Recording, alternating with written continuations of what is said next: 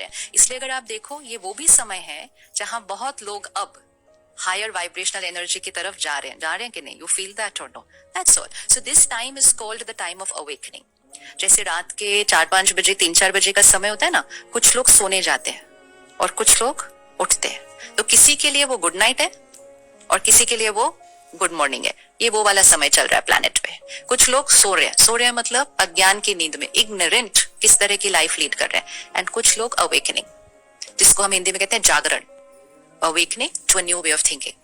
नई तरह से सोचो, नए संस्कार, नए कर्म, डेस्टिनी बदलो। सो बहुत छोटा फिगर चाहिए होता है to overpower the billions of the planet and the world will change. अगले 50 सालों के अंदर डेफिनेटली। कांट यू सी सृष्टि पर क्या क्या हो रहा है? और कुछ नहीं देखना और सारे फैक्टर्स इग्नोर कर दो, सिर्फ क्लाइमेट और प्लैनेट की कंडीशन को ही देख लो।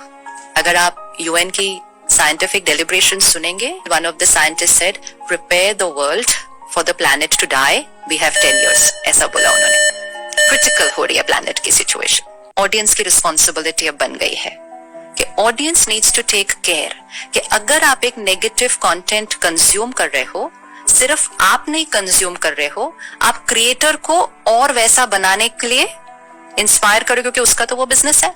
और फिर आपके कंज्यूम करने की वजह से वो और बनाते हैं और बनाते हैं और लोग कंज्यूम करते हैं। And then we are saying why is the world becoming like this? हमारे बच्चे ऐसे क्यों हो रहे हैं? रिस्पॉन्सिबिलिटी।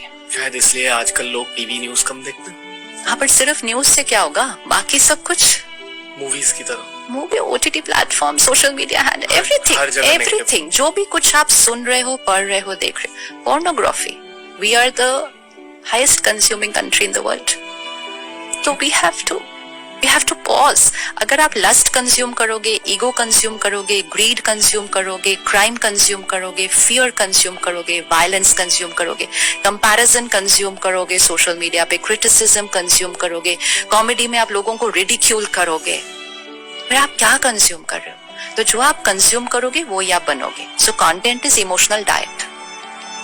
जो हम सुनते हैं, पढ़ते हैं, देखते हैं, वो हम बनते हैं। जो हम बनते हैं वो कर्म में आता है, जो कर्म में आता है वो डेस्टिनी बनता है। So content is equal to destiny, and इसलिए the destiny of the planet is changing. Content, that is the power of content. ऐसे ही नहीं कहा गया था कि मीडिया पावर है। तो 30 is the age of your body. आपकी क्या एज है? सोल की? हाँ। I would like to believe कि millions of years old. So ageless, क्योंकि वो कभी मरता नहीं है। आत्मा अजर, अमर, अविनाशी, इटर्नल है ना, एनर्जी है। तो